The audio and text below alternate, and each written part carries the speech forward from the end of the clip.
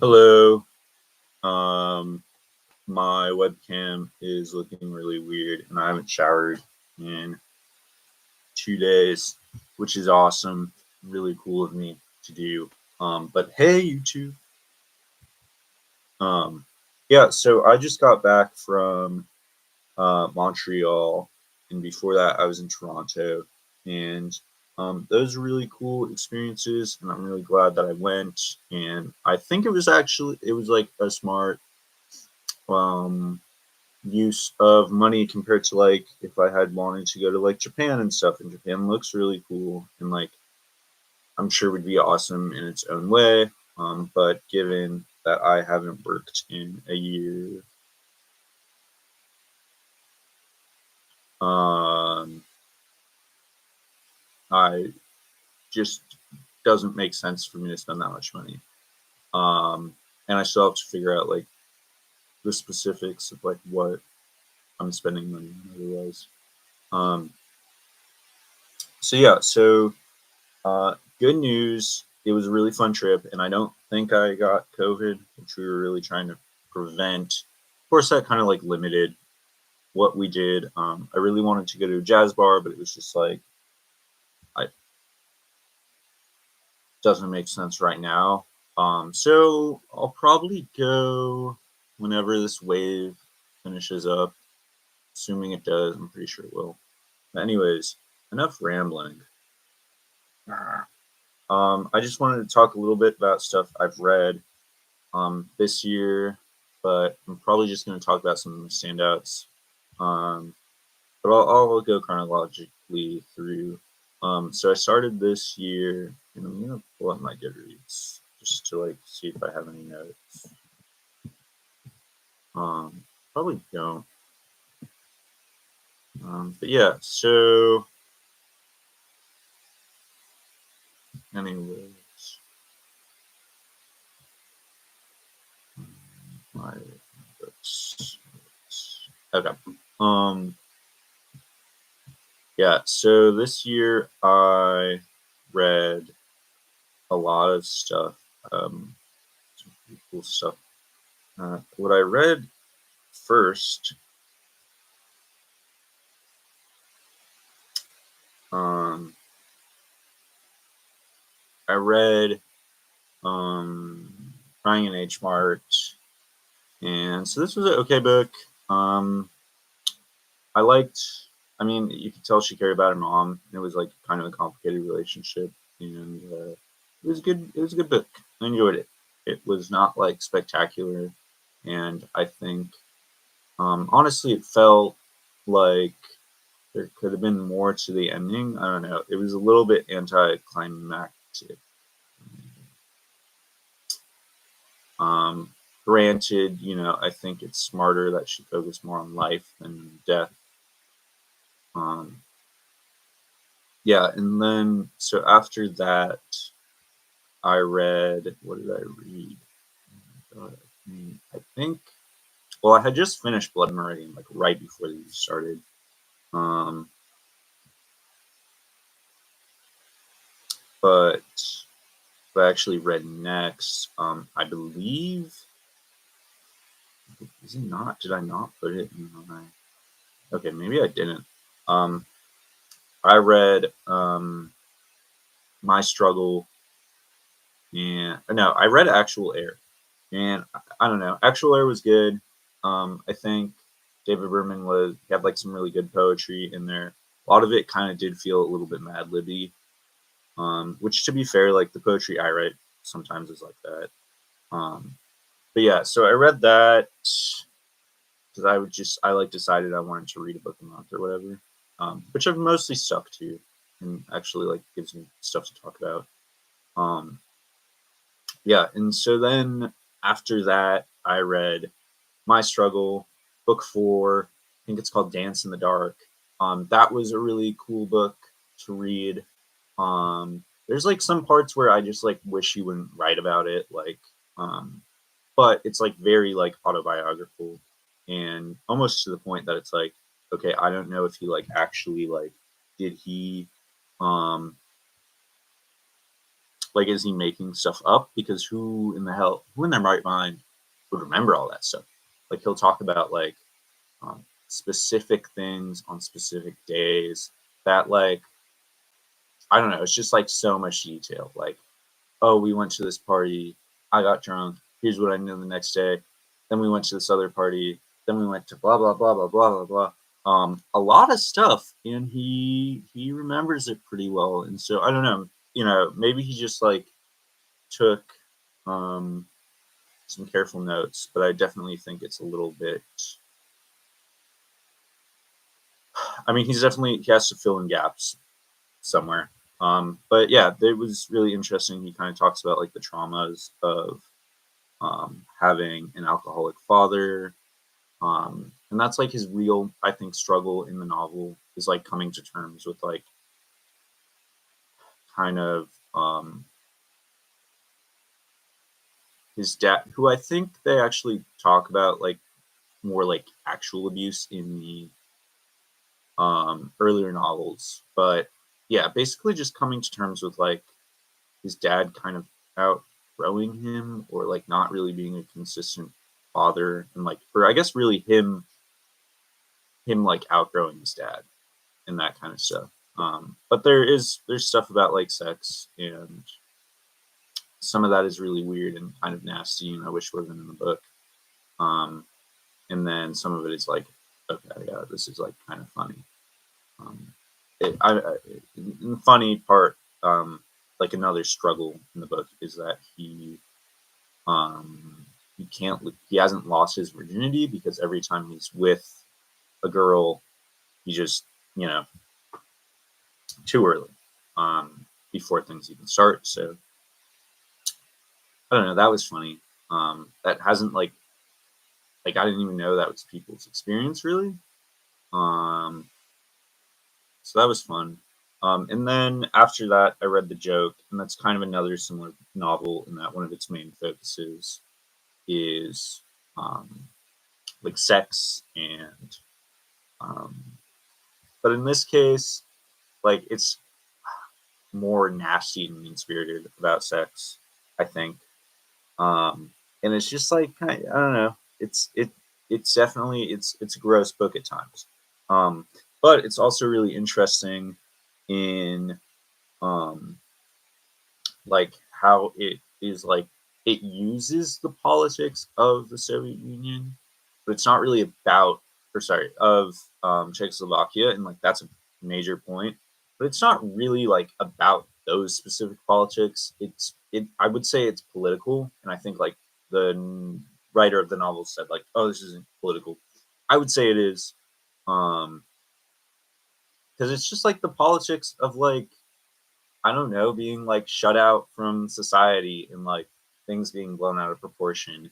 And I think even though it's like a very like exaggerated example with like the Communist Party and stuff, that happens all the time in like just like in friend groups. Like there's always politics in there, like in power dynamics and stuff like that, and unfair treatment of people and based on like different forms of knowledge and like forms of betrayal based on like peer pressure, like that sort of stuff.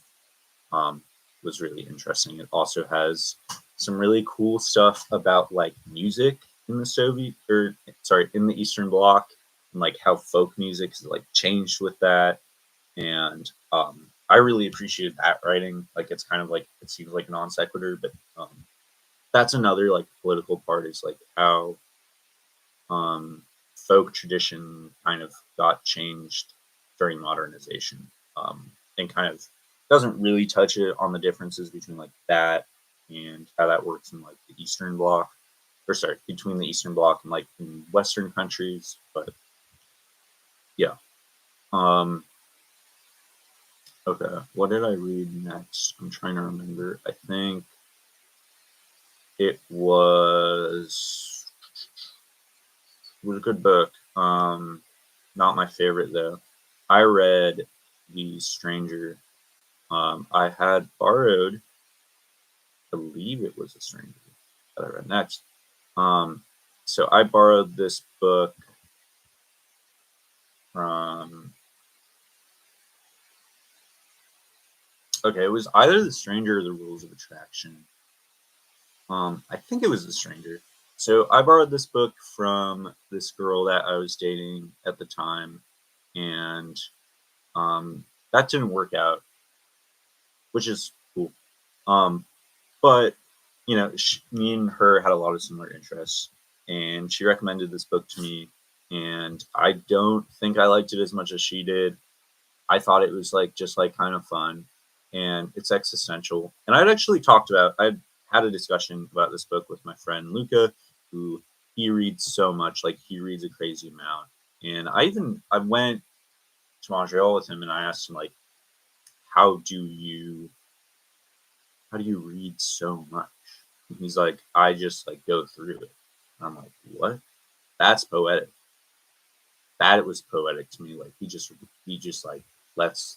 I think he said like he lets the words go through him or something. Um, and we went to a lot of bookstores, and I got like 4 books in Montreal, um, which I'll talk about a little bit. Time wise, I think. But yeah, so Stranger, pretty basic plot. The ending is interesting after like he's in jail, and it kind of made me think about the joke a little bit. Um, they kind of have. I need to reread parts of the joke on like the similar situation because I don't want to spoil it too much. But yeah, so that the ending of The Stranger was interesting, and it got very reflective. But maybe it's just like my background. I don't know. Like I don't know if I would have the same thoughts. But Camus, Albert Camus. Yeah.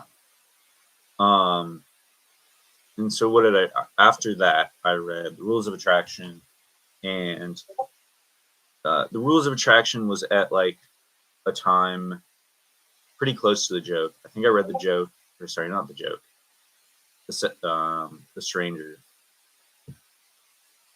I think I read them within like a week of each other or something. And so I was just like not like in that relationship I was in. I was like kind of uncertain about like how it was going, and The Rules of Attraction, like for that specific situation, like a college relationship, and you don't really know what you're doing. Rules of Attraction is a horrible book, a horrible book to read. I mean, it is so depressing. It's like so, and it makes sense because it was written to be like a moral. I forget if the right word is moralist. But Bret Easton Ellis, like I think he's a good writer, but and I think he got his point across clearly. Like I think the thesis of that book was well communicated. But the thesis was just depressing and not something I really should have been reading at that time. But the format made it easy to read, and what kind of kept me coming back was there were some very like funny moments. And I heard the movie's supposed to be good, and I think like had I read it at a different time in my life, I probably would have enjoyed it more, but I didn't enjoy it that much. Also, Bret Easton Ellis, he also wrote American Psycho, and so there's some cross. Like one of the main characters, I think it's um, Paul Bateman, is the younger brother of the killer in American Psycho, who I forget the name of. I know it's something Bateman. Is it like Seth Bateman? I think Seth is actually another character. Patrick. Patrick. So I think it's Patrick, and maybe his brother is Seth. Maybe it's Paul. There's also a Dean. I forget the names of the main characters, which kind of shows you like both how it was written and where like how much attention I guess I was paying to it at the time. Um, but yeah, so then I had a bunch of shit to do, so I kind of stopped reading for a little bit. Um, and so the next book that I read after graduation after a little bit period of like post. I had a lot going on in my life, like not even just with graduation, like some or just that breakup. Like I had like really just awful things, not even happening to me, but around me. Um, and I'm still kind of dealing with it, to be honest. Um, but yeah, sorry to get so sad. The next book that I read was Revolutionary Strategy, Marxism and the Challenge of Left Unity. And I really, really, really, really enjoyed this book. It was really cool. It went through a bunch of stuff that I thought was interesting, and it was clarifying. And yeah, I mean it's like a good overall strategy book. Um, and I think I'll have to reread it. I'll have to reread it just to kind of like really get it. But I think the basics of like, you know, and I mean, I don't really care about spoiling this one because it's like a strategy book. But the basic, really, I just want to not dumb it down enough that I'm lying about it. Um, really, the strategy is to build like not just like take power for the sake of taking power in terms of like, or not like accept false victories in terms of like going into like if Marxists somehow in this American system, right? Because it's gonna be hard. Um, but if we like want to get into power, we need to like have a Marxist party, and that's obvious. But what's not so obvious is like how you actually build that party into a party that can win and like actually win, and not like get coalitions and just like bog them down in the coalition. So part is like maintaining independence until you actually have like the votes to take over a government.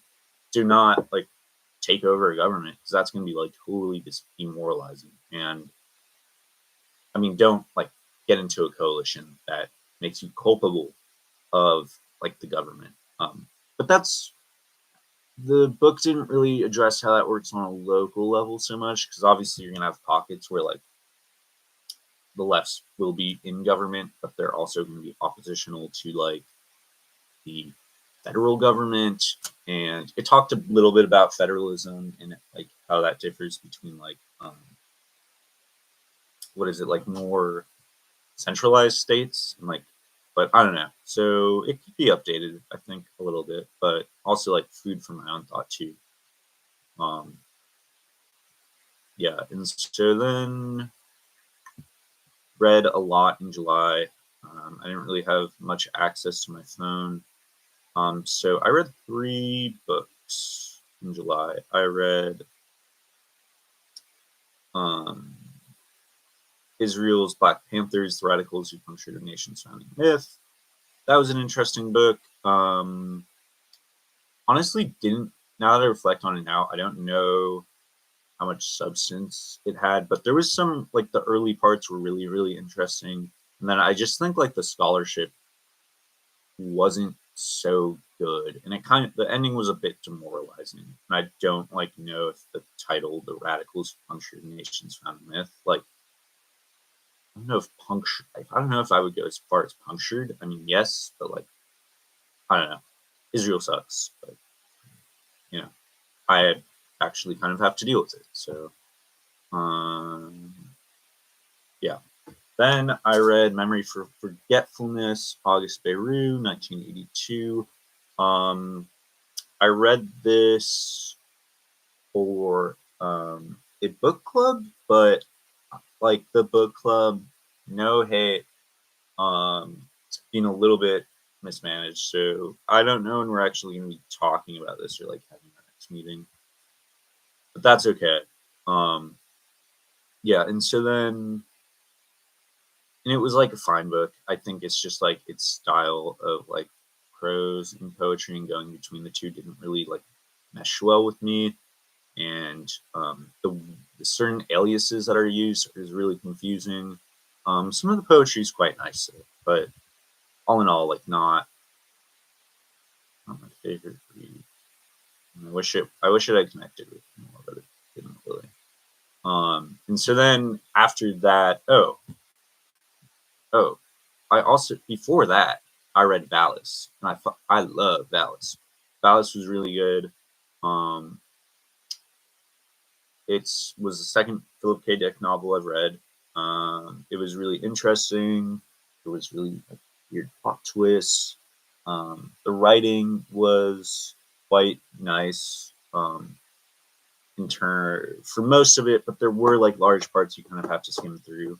But it had these really like cool nuggets on just like mental health and like how we attach dependencies onto other people and like how that can be unhealthy, and also like how do we treat like like do we like in terms of giving autonomy to people we perceive as like mentally sick, or people that we perceive as living in their own worlds, um like how does autonomy work, like how does medical care like restrict people's autonomy, and that's not really like a main, but like it doesn't theoretically go way into that part specifically, but it does. It's like a good launching off point to have those discussions.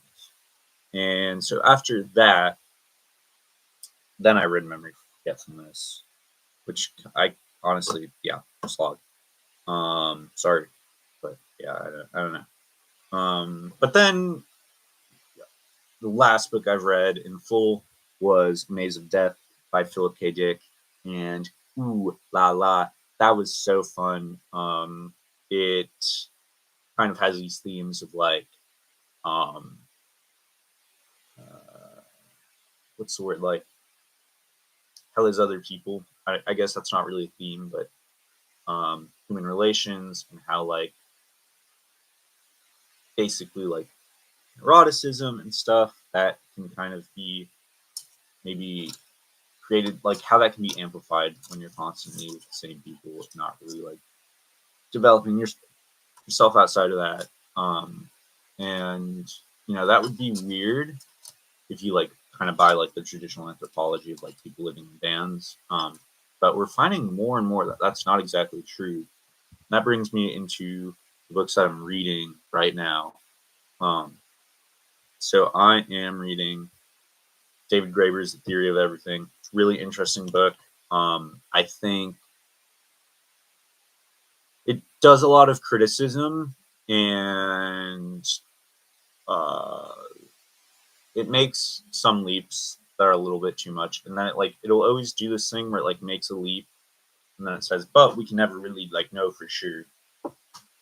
But then it like in the next chapter it uses that as a rule, and I don't know. It's a little weird.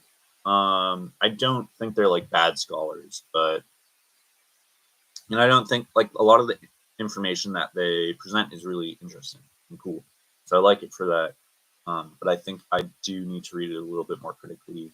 Then I just started Isabel Allende's A House of Spirits. I had read a little bit of A Portrait in Sepia, which is technically the sequel, but I kind of stopped before anything really happened.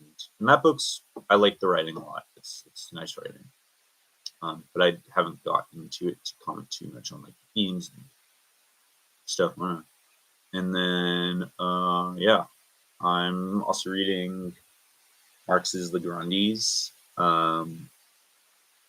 It's cool. I haven't read all of Capital. I've read a summary of Capital Volume 1, which I know I'm bad leftist. But The Grandees, it's also like not the full Grandees. So I'm reading a specific version that was like highlights from the Grandees. It was the first translation of any of the Grandees into English. Hello, hello.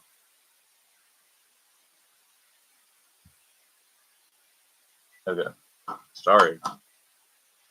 I'm not gonna edit that out though, because I didn't give any information. Um, So yeah, I mean, it's a dense text. Uh, Marx has a weird. Marx has a Marx has a writing style that I don't really love. It's very self-referential, and he goes on like diatribes and stuff. And I don't know, it could be more concise, but I think the overlying, and it's confusing sometimes because it's not concise.